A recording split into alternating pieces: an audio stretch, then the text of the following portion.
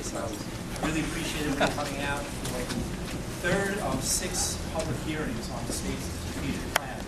Now, the way we structured the meetings is we typically have an hour-long presentation / question and answer period, and then we start the public comment portion at 7 o'clock. So you can see we're running a few minutes late, not a problem. And I'm going to turn it over in a minute to Dan, Deputy Director, and we'll make the introductions to some of the folks that will be here from the state at the 7 o'clock portion.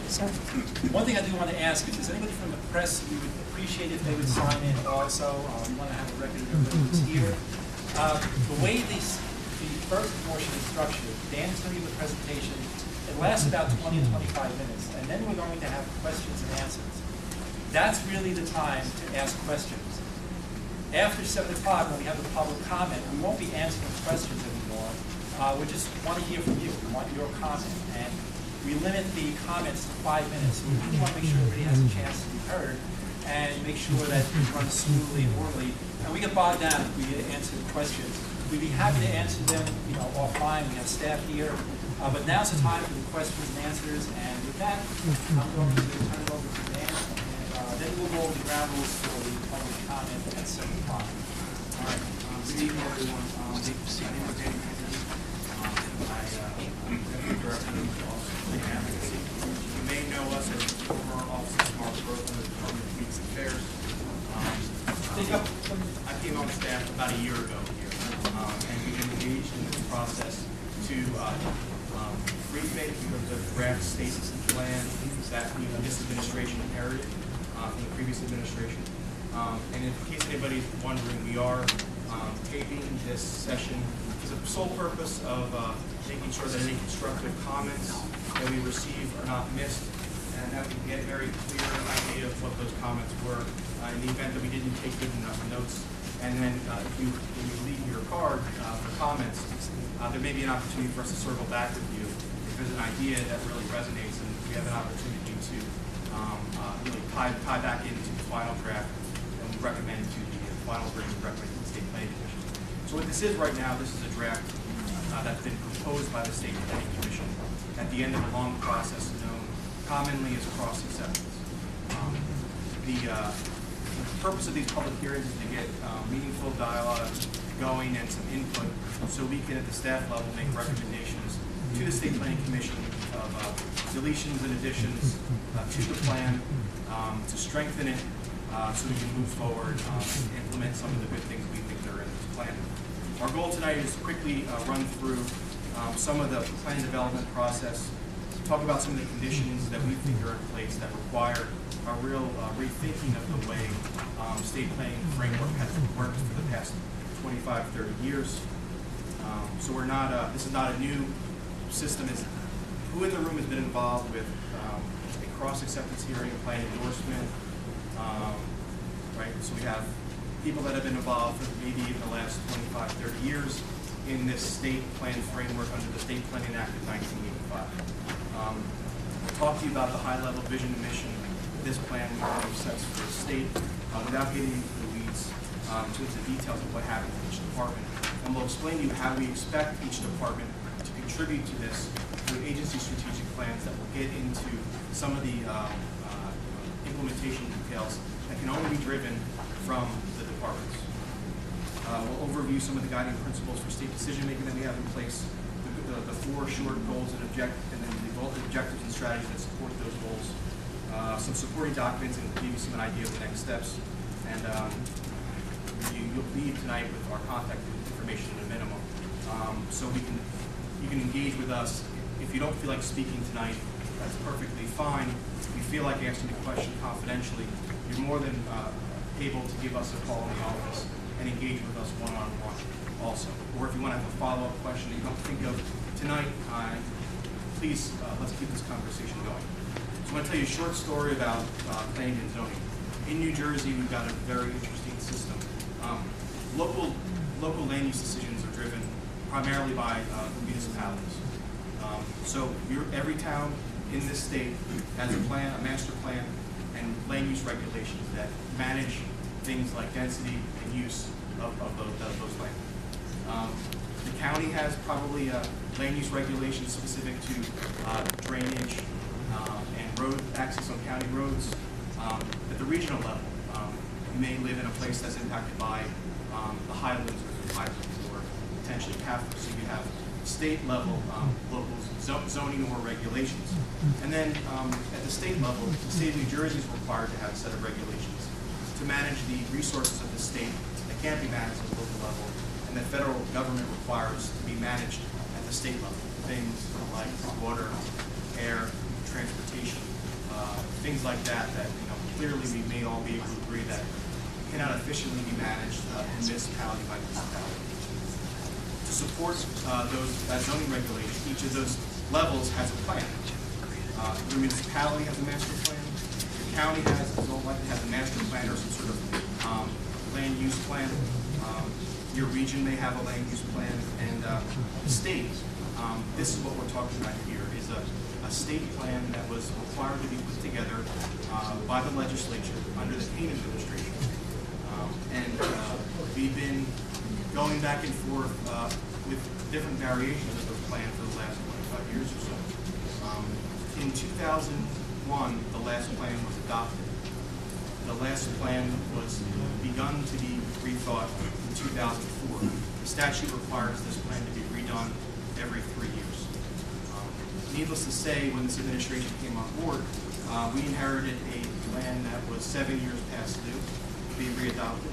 We had local governments and county governments very confused about the lack of progress. We have the regulated community having to answer to multiple departments, enforcing their own regulations, giving different answers. So both the local governments and the regulated community property owners were very confused by the lack of ability for the state plan to organize at least state government and the multiple regulatory functions of state government. So we inherited a system that was very confusing, and when that was not to say that there wasn't progress made under the state plan. Some of the things that we think are good about the state plan act basically furthered some of the county plans and helped grow some of the resources and some of the good county planning that they've done at this stage, which is probably the right scale for detailed planning to take place along with municipalities. We've had land use type plans statewide in this state since the 20s. We have a version in our state from the 20s, a version from the 30s, from the 50s, from the 70s, the modern state planning act, 3 versions of that. So a state plan and a state map are not foreign concepts to our state. Two of the features that you may know if you are a veteran of these kind of meetings are the state plan has been the state plan policy map, which created a lot of discussion over the past 7 or 8 years about how much environmental regulation should impact the goals of local government. And the other feature that has been very controversial is a system known as plan endorsement. Plan endorsement was an effort to see that the state's goals and the local goals were aligned so that we were all harmoniously walking down the same path, and that incentives would be driven to the municipalities that were kind of playing the state. Only 17 municipalities have made it through that plan endorsement gate. Some planners have called the plan endorsement process a cruel hoax, where municipalities have spent upwards of $500,000 on planning and zoning work, and then the promise of plan endorsement has never been delivered, so they felt that they were kind of duped by the state to do all these things, and then at the end, the state never delivered, and that's a story that we inherited. So this strategic plan recommends that we rethink the way we do those 2 key elements of state planning. So the cross-acceptance process was never formalized when this administration took over, so we took the opportunity to try to revision this system. This high-level disagreement existed when the lieutenant governor was a sheriff from Monmouth County and our governor was a prosecutor. So this is not something that we are making up. These changes we're proposing to the system is not something we're making up to upset the apple cart of the successful system. We feel that the changes we're recommending to the state plan will help us move forward, collectively working with local government to the best of our ability under the authority we have under this act. The authority we have under this act is not to regulate land. authority we have under this act is to, we believe, is to help organize state government, try to help provide incentives to the places where we have a high return on investment, and then to work willingly with local governments to see where we have common goals, to see that those common goals are met. The executive order signed by the governor put together a steering committee that solves one of the major issues that we saw from cross-acceptance, was that the state of New Jersey never really cross-accepted, took the state plan seriously. So departments of state government kind of went rogue from each other and from the plan, and there was never a kind of a binding group that kept that all together. One would argue that the State Planning Commission should serve that role, but history has shown that the State Planning Commission has not been effective in that role. So the State Planning Commission, with this plan, stays in place. They're the ones responsible for adopting this plan. They're the ones that are being responsible for the relationship with local government, which is a very, very key role here. But the steering committee of state agencies that was formed will really help the state of New Jersey work together by developing agency strategic plans for every department and agency in the state that has a key role in physical and economic development. So we make sure at the very minimum, and if we can accomplish this, I think some of our partners in local government and county government would be very happy. If we just accomplished the goal of having state agencies work together, we'll really have a big step forward here. So strategic planning is based on the premise that any complex organization requires a strategy to be successful. And we may not all see eye to eye on everything in this room, but we can maybe all can agree that the state of New Jersey is a complex organization with lots of moving parts. And we would benefit statewide, whether we're state people or more local people, from having a good plan that can help us get on the right path. Strategic planning doesn't get into the weeds of every little minutiae detail of the operations of every single department. What it does, it cherry picks out the core things that we think we should be doing right now to really kind of move the state forward and focus on those core things. Our resource constraints are a good reason to get involved with this, regardless of what you think about land use. We have fiscal and environmental constraints in the state that we feel require us to focus on our core priorities, but we also require to constantly rethink our organizational strategies, not get into a system that has our feet in concrete, not be able to change with the times. So fundamentally, we think that working with New Jersey's strengths in a more flexible system will allow us to have a state plan that is more effective.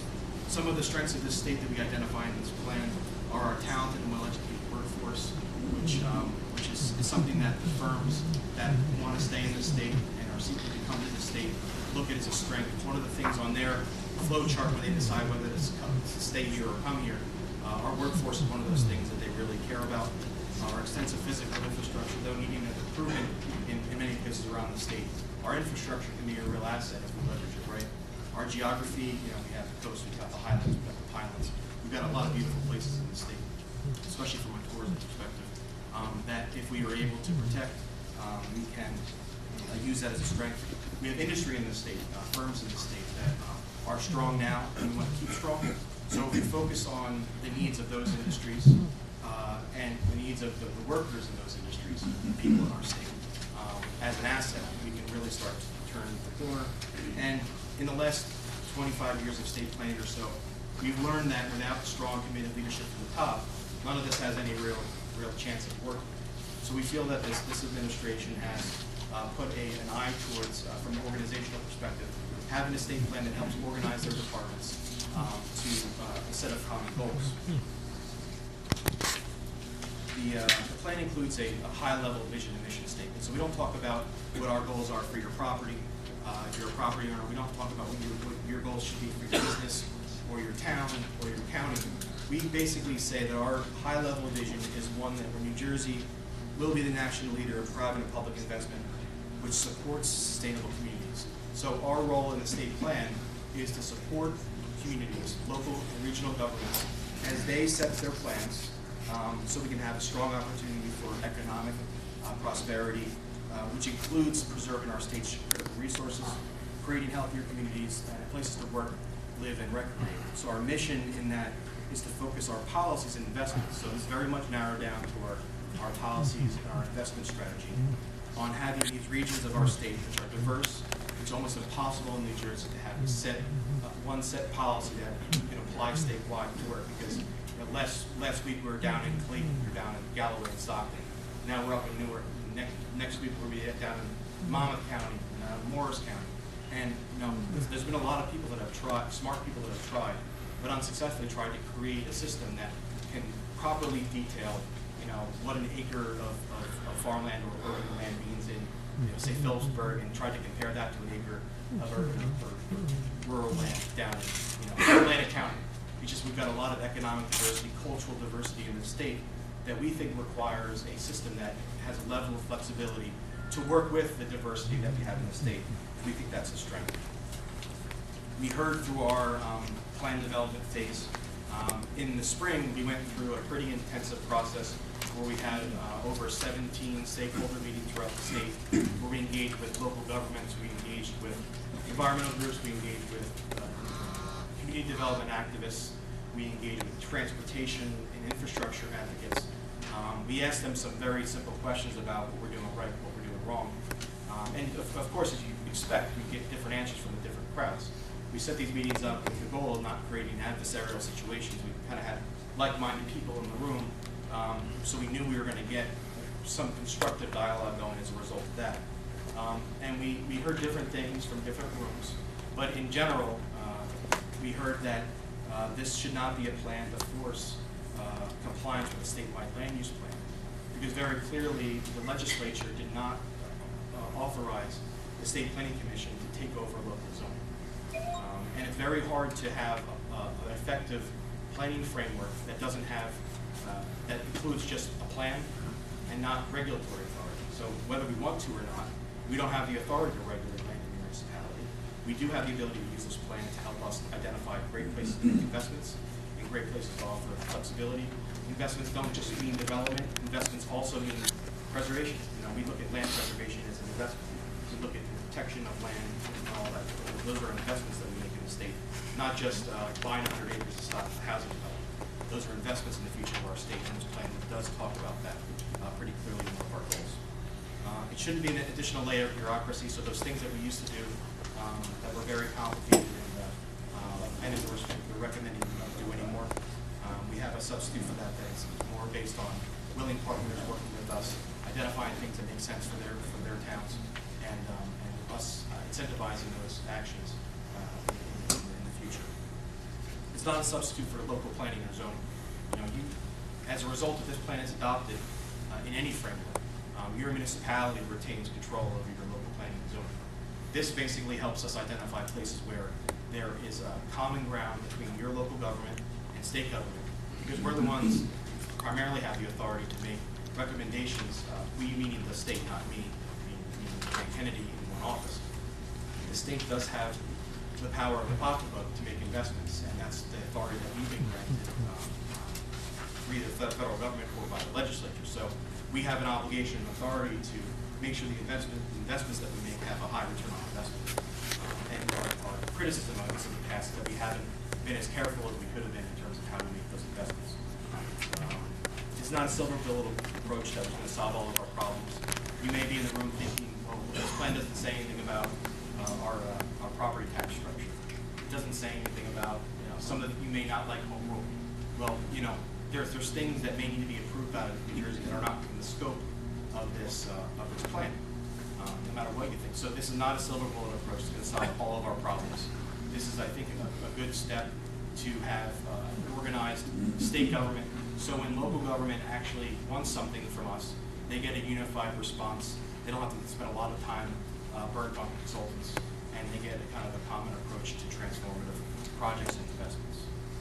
And when towns are laying off jobs, firemen and town managers, to ask them to spend a lot of money on master planning right now without having the state having money to subsidize that work, right now that's not a mandate that we're willing to impose on local governments. So we're kind of staging down the requirements for local governments to demonstrate where there's places for us to have common ground. The plan has a set of guiding principles for state decision-making that are aspirational. We don't have examples of exactly how our policy will be changed, but we think that if all of our state agencies use these guiding principles as a filter, we would have a more effective and responsive state government. Those principles are predictability, Not that we're going to give yeses to every permit that's requested, but the answers that are given by one department will be more efficient, and the goal will be to make sure that the answers don't conflict with another department. Spatial efficiency, this is our way of saying that we're going to place value on the places in this state that we have infrastructure and improving those places. We're not saying that we're not going to grow our infrastructure to expand our capacity, but the long-term cost of public services and reinvigorating our communities, which also affect our important natural resources, should be about. It's one of the principles we're saying that the state government should have. Leveraging assets, it's basically our way of saying that we need to work with partners more so than we do now. Those partners could be private sector, could be higher education, all levels of government, and even advocacy groups to make sure that our assets that we hold in the state are leveraged to the best of our ability. Sustainability, we define that for you to mean that we're going to plan for and respond to current and future challenges and opportunities through adaptive decision making that accounts for social, economic, and environmental protection enhancements, so that when we make decisions, we're not just going to make decisions based on today, we're going to think about tomorrow, and we're not just going to think about one aspect of our decision, whether it's environmental, economic, or social. We're going to try to make decisions today that have a balanced approach to have the future in mind. So that's what we mean by sustainability. And institutionalizing change, that we really, if a regulation is broken, we want to fix it. We don't just want to kind of case by case try to decide solutions for projects. So if something's broken in the state government, we want to fix it.